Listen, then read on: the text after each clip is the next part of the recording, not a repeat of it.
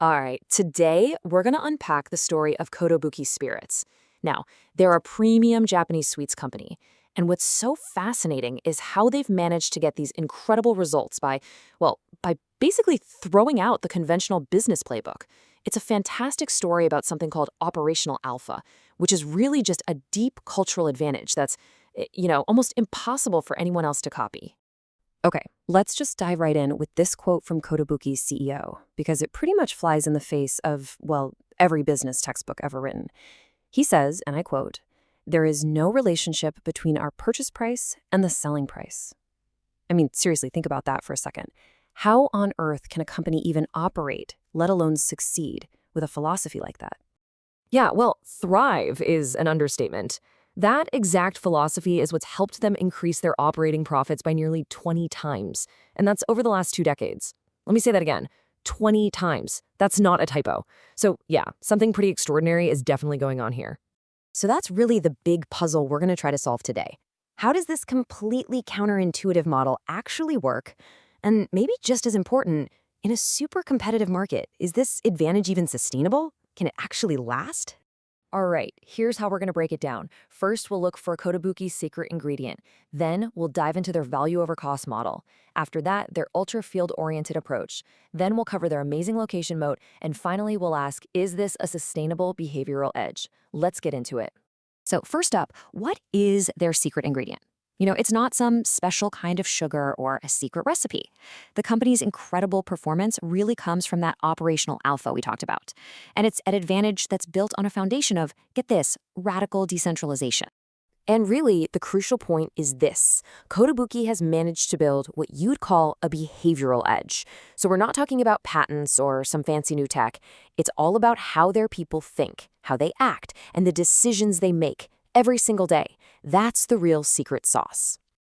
Okay, so let's start with that just mind-bending pricing philosophy.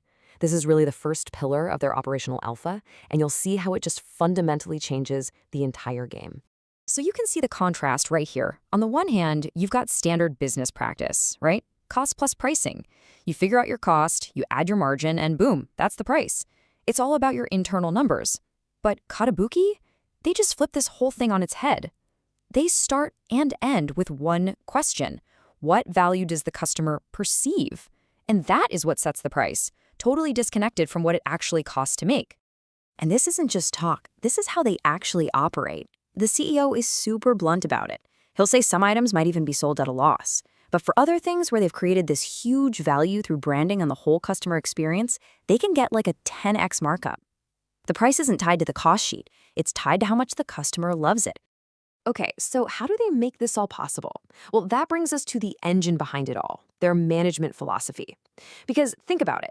If you're going to price things based on perceived value, you absolutely need to empower the people on the ground, the ones who are actually creating that value. The company really lives by this principle called Chogenbashugi. Now, this isn't just about, delegating tasks.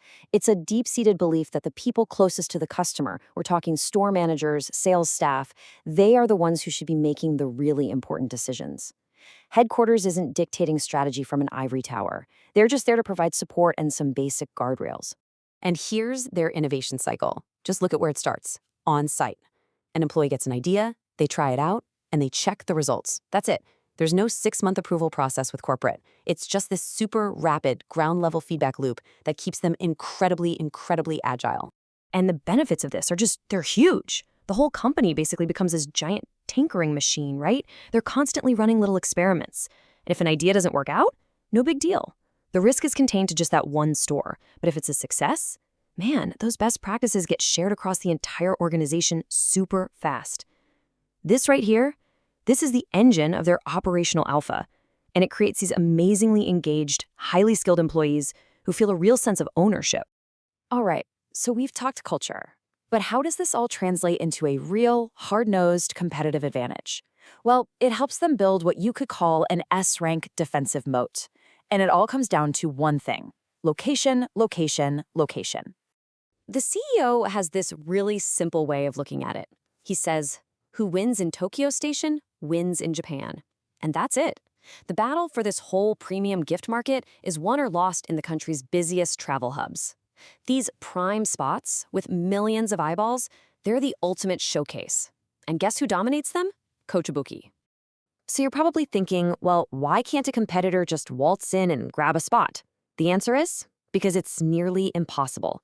See, the folks who run these hubs, the airports, the train stations, they prioritize existing contractors who have a proven track record, especially when the rare opportunity for a big renovation comes up.